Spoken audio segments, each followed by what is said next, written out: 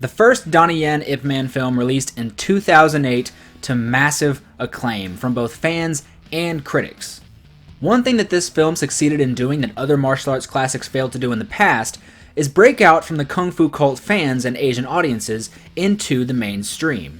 Sure, it did have a lot of help from streaming services like Netflix, helping make it more readily available to people who did not know that they were looking for it. But Wilson Yip's wonderful directing, Donnie Yen's incredible performance, an incredible cast, and the most fantastic choreography we had seen in a long time definitely had a lot to do with it. Since then, there have been sequels and spin-offs, and even some other films based on the character. Today I'm going to talk about them all. I am Martial Arts Film Freak, and I'm going to rank the Ip Man films. I know Kung Fu. Show me.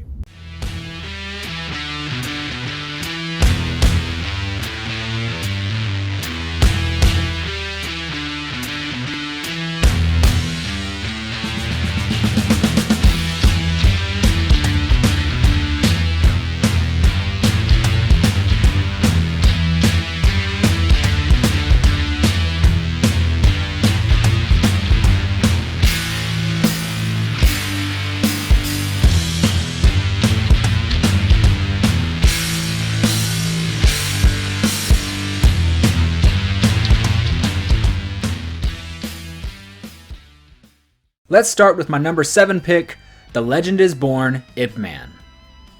This one saw a much younger Ip Man, learning under 3 Wing Chun masters while having to handle other invading foreigners just as the original film did. While there is some very solid action here, nothing is really that memorable. The best part of it is, of course, the fact that we're getting to see Yuan Bao and Sammo Hung back together again on the big screen of quite a while. Watch it for Sammo and Yuan. Other than that, there's a reason it's number 7. Next up is 2013's Ip Man: The Final Fight.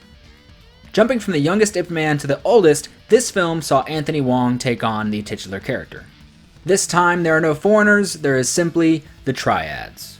This film does not feature the best action, but the choreography is still quite good. It is obvious at times that Anthony Wong is sped up to look more like Donnie Yen, especially in his chain punches.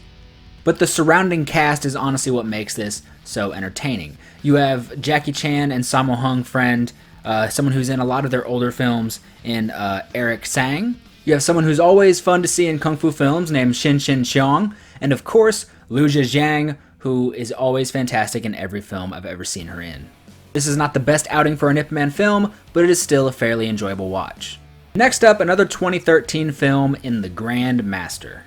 This film is a massive departure from the Donnie Yen Ip Man series. It has nothing to do with those 3 films. It is actually a more artful style biopic film.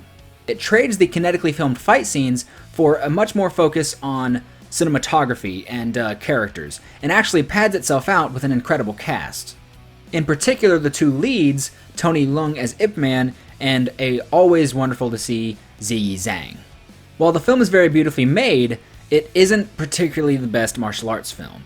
It tends to cut away from the action quite a bit, and the film opens on Ip Man taking on multiple people until Kung Lee jumps out of a window to take on Ip Man. This should be a dream fight. This should be something that is super awesome to watch. We've seen Donnie Yen take on Kung Lee before in Bodyguards and Assassins. How will Tony Leung's version of Ip Man take on Kung Lee now? Well, I don't really know, because the one time I watched this movie, I was annoyed by how much it was constantly cutting and shaking when all I wanted to do was watch these 2 fight. It is beautiful, it is wonderfully acted, there are some very impressively shot fight scenes. There is a very fun fight scene with Ziyi Zhang, and there is an actually pretty cool scene where Tony Leung's Ip Man explains that Wing Chun only has a certain amount of kicks and that he will then use all of them on his opponent, and he does. It is a very cool scene in what is otherwise an actually pretty disappointing but beautiful movie. Let's move on to the first of these movies I actually own, in Ip Man 2. Ip Man 2 sees the return of a majority of the original cast, including a welcome addition with Sammo Hung. The film picks up just a few years after the first film left off, and now sees Ip Man trying to start a school in a new city. He's doing quite well at taking on students, but he is not aware that he has to actually pass a test to be a master in this town, and he must take on all of the masters, including Sammo Hung. This is just the first part of the film, as the second half sees all of the masters threatened by Western boxing. This is the first Ip Man film that had an annoying villain. While the late Darren Chalabi is always wonderful to see and his fight scenes are always amazing, his character in this film is just loud and obnoxious and racist to be loud, obnoxious, and racist. Yeah, we want to see him lose in the end, but God, he was annoying. The action is always incredible, especially with someone like Wilson Yip directing. He is always great with Donnie Yen. And the characters, especially Donnie Yen's Ip Man, of course, are always wonderful to see. Next up, we have the most recent film in the franchise with Master Z Ip Man Legacy. This is the first actual spin-off, not a prequel, not a sequel, not a make him an old man movie. This is actually taking a character from a previous film and launching him into his own story. This is masterfully directed by Yuen Wu-ping, incredible cast with Tony Jaa, Michelle Yeoh, and Max Zhang, and of course, Jing Yu. And I have a whole video about this. It's one of my most recent videos. Just scroll down or click this thing somewhere over here and watch that one. It is a very good movie with incredible action, beautiful fight scenes, and great characters. Definitely recommend it, but let's move on to the next on the list. I'm putting it at number 2, but it's actually number 3, Ip Man 3. This is the film that introduces Max Zhang, who later gets his own film with Master Z Ip Man Legacy, but it also introduces a more odd villain in the Ip Man franchise with Mike Tyson. This film essentially just sees Ip Man trying to live a happy life, sending his kids to school, living with his family, and teaching his students, when life is just constantly threatened by crime, which is run in this film by Mike Tyson. At the same time, you have a side character with Max Zhang, who is just a poor Wing Chun practitioner who is just trying to live a happy life. He's a rickshaw driver. He just wants to provide for his son when people see him stopping crimes. And he starts to get a bit of fame, so he opens his own school and he starts challenging other masters, but of course he wants to challenge Ip Man. This is all going on while Ip Man has to deal with Mike Tyson's character. Of course, Donnie Yen and Max Zhang do finally come to blows in an excellent exhibition match, but what actually makes this film so entertaining is the human story. While all of the action is going on, Donnie Yen is seeing immense family troubles at home as his wife is stricken with cancer. When she tells him this, he puts everything down. He doesn't care about the action. He doesn't care about the violence. He only wants to spend time with his wife while he still has her. This is an incredibly beautiful part of the film and something that no one really saw coming from the Ip Man series, but they were willing to try something new. It paid off in a wonderfully beautiful, incredibly action-packed martial arts sensation that is Ip Man 3. And of course, number 1, how could it not be, the one that started it all, 2008's Ip Man. This film, just like the rest, has multiple storylines. The first half is essentially just Ip Man and other masters and Ip Man's family living happily in Foshan, and then a character played by Siu Wong Fan who comes through town to challenge all the masters, beating all of them until he gets to Ip Man. This is still, even with this character, just a fun part of the movie. Of course, things get a lot heavier when in the second half, the Japanese come through China. Ip Man is just trying to survive, keeping his family alive, when he sees his friends murdered.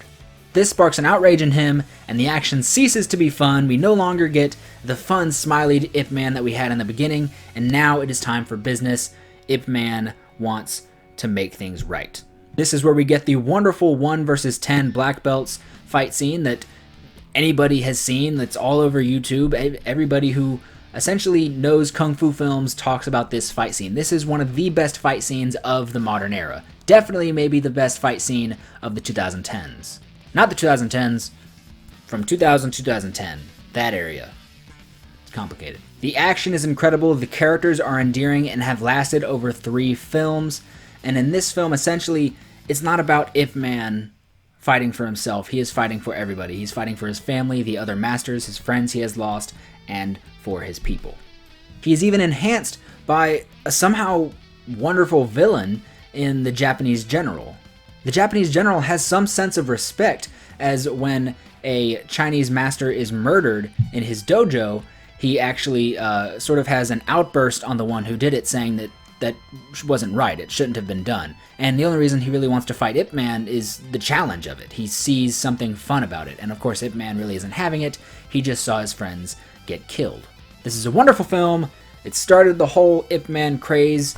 Of course, there was probably some form of Ip Man representation in media, but this is the one that set it off. This is the one that got the mainstream's attention, thanks to Netflix and probably a bunch of other stuff, and of course just being an outright wonderful film.